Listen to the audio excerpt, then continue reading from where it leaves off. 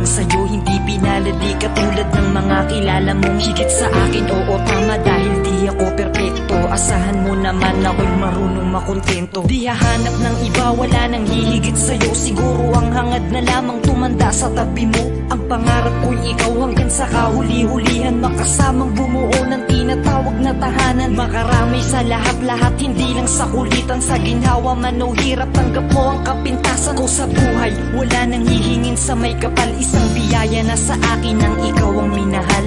Ikaw ang minahal, ikaw ang minahal.